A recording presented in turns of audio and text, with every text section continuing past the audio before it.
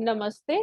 My name is JVN Manisha Singh, Assistant Professor in Department of Food and Biotechnology under Faculty of Agriculture and Veterinary Sciences in Jyoti Vidyapeeth Women's University, Jaipur.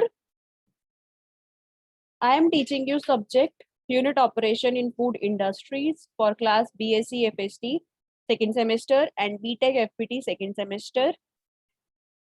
In our previous session, we will discuss all about the crystallization process, in which we were discussed about what is crystallization, what is the principle of crystallization, and what are the different types of equipment used for the crystallization process, what are the applications of crystallization. These topics were covered in our previous session. In today's session, we will discuss about the thermal processing of food. So let's begin with the topic, what is thermal processing. Okay, before that we will discuss about the food preservation and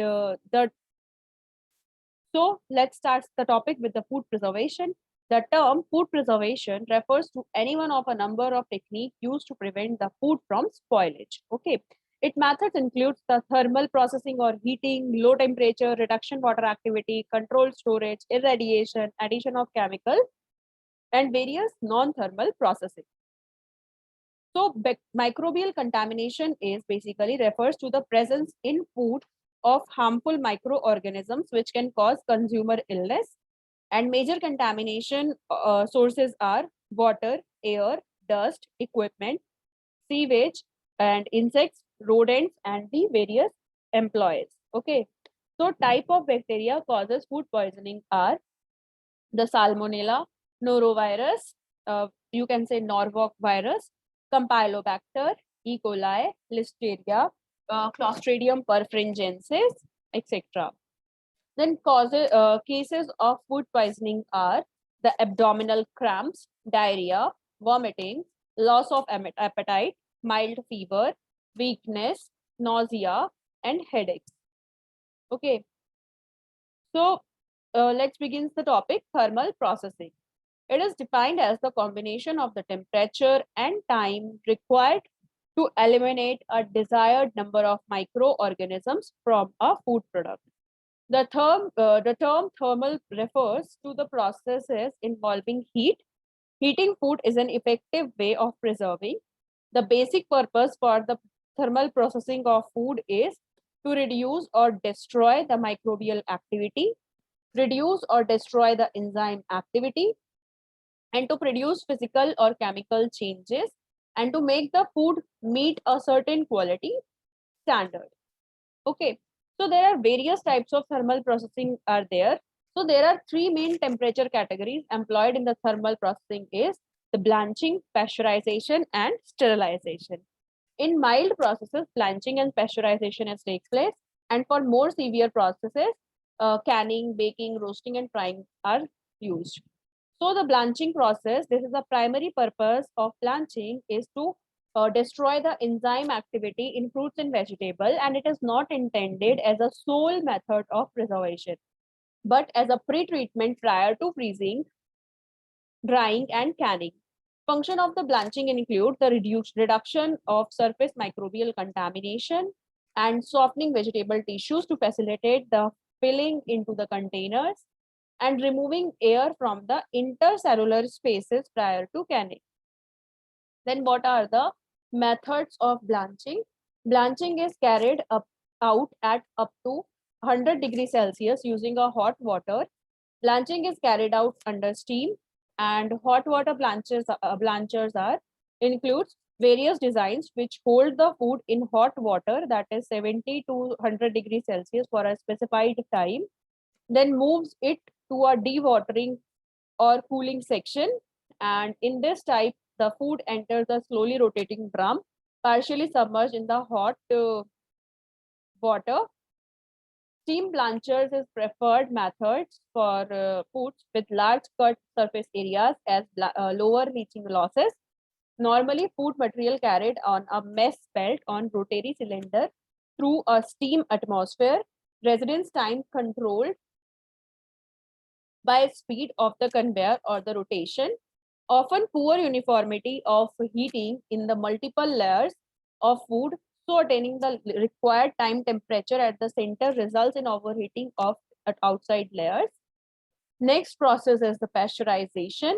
So the purpose of pasteurization is a relatively mild heat treatment, and in which food is heated to less than 100 degrees Celsius, and it is widely used throughout the food industry, and it can be used to destroy the enzymes, and it can be used to destroy relatively heat sensitive microorganisms, and it is used to extend the shelf life as well. So the milk pasteurizing temperatures are 63 degrees Celsius for 30 minutes. It is also known as low temperature, long time, and LTLT pasteurization. 72 degrees Celsius for 15 seconds. It is also known as primary high temperature, short time, and HTST method of pasteurization. Next is 89 degrees Celsius for 1 second, 90 degrees Celsius for 0.5 second, 94 degrees Celsius for 0.1 second, and 100 degrees Celsius for 0.01 second. Okay, these are the time temperature combination of the pasteurization. Okay, so the two groups of microorganisms that survive pasteurization temperatures used in the milk are thermoduric and thermophilic. Thermoduric are the organisms that can survive exposure to relatively high temperatures but do not necessarily grow at these temperatures. For example, Streptococcus and Lactobacillus. Thermophilic organisms that not only survive relatively high temperatures but require high temperatures for their growth. Okay, so the method for pasteurization is, there are number of basic methods of pasteurization. Number one is the batch or holding method. In this method, every particle, for example, we will take the milk. So the every particle of milk must be heated at least 63 degrees Celsius and held for at least 30 minutes. However, this is not used commercially these days because it is a time-taking process. And HTST is high temperature, short time.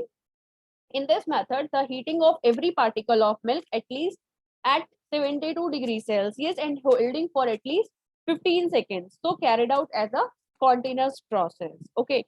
So ultra heat treatment or UHT sterilization treatment can also be performed using higher temperatures and shorter time. For example, for 1 second at 135 degrees Celsius. So typical equipment employed for HTST method includes the plate heat exchanger, holding tube, size to ensure the correct treatment time is achieved. Holding tube must be of that much length that the holding time must be achieved. Okay. For example, for HTST process, the holding time is 15 seconds. So its length is accordingly that it will hold the milk for 15 seconds. Okay. So next is the holding tanks for storage of the raw and the pasteurized milk. Then balance tank, it is to assist in maintaining full flow and to take returned milk if temperature not achieved, and control and monitoring system. Next process is the sterilization, and sterilization is a controlled heating process used to completely eliminate all the living microorganisms. Okay, so including the thermoresistant spores in milk or other food. It can be achieved by moist heat, dry heat, filtration, irradiation, or by chemical methods. The main aim of sterilization is to destruction of all the bacteria, including their spores. Food products filled in sealed containers are exposed to the temperatures above 100 degrees Celsius, and temperatures above 100 degrees Celsius usually ranging from 110 to 121 degrees Celsius depending upon the product and the type of the product. And heat must be reached inside the product so that all the microorganisms will kill. And products are kept for a defined period of time at temperature levels required for the sterilization, and it depending on type of product and size of the container. The sterilization process in the canned product can be subdivided into the three phases. Phase one is the heating phase, and heating medium, which may be a water or a steam. The product temperature is increased from ambient to the required sterilization temperature. Phase two is the holding phase, in which the temperature is maintained for a defined time. And phase three is the cooling phase. The temperature in the can is decreased by the introduction of the cooled water into the autoclave. So equipments required for the sterilization are retorts or the autoclaves. In order to reach temperatures above 100 degrees Celsius, that is the sterilization, the thermal treatment has to be performed under pressure in pressure cookers, also called as autoclaves or retorts. In autoclaves or retorts, high temperatures are generated either by direct steam injection, by heating water up to temperatures over 100 degrees Celsius, or by combined steam and water heating. Next is the thermal death rate kinetics of microorganisms. Factors affecting heat resistance of microorganisms are the age of cells, that is the younger cell are less heat resistant, initial concentration of spore or cells, that are the more the number greater the heat treatment. The medium in which the growth has occurred, a more nutritious medium increases heat resistance.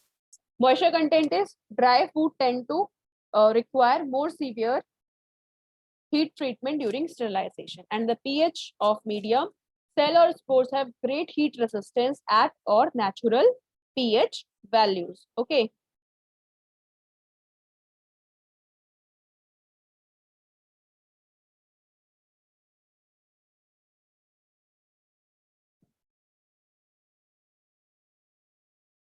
Then processing authority is the Food Safety and Inspection Service, that is the canning regulation, require the process of processing authority to oversee the thermal processing, and the processing authority is required to be an expert on food microbiology, thermobacteria, processing system, and heating characteristics of food. Okay. So from this session, questions may be asked like, what is thermal processing? What are the different techniques used in thermal processing? And like explain blanching, explain the principle of blanching, explain sterilization with its principle, explain the pasteurization, explain the different types of pasteurization used in food industry. Likewise, questions will be asked in your theoretical exam from the for the entrance purposes. The question may be asked like, what is the LT-LT time temperature combination? What is HT-ST time temperature combination? What is the UST time temperature combination?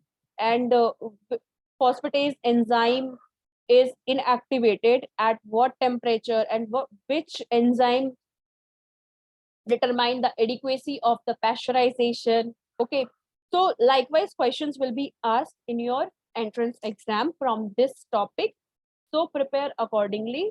And thank you so much for watching this session.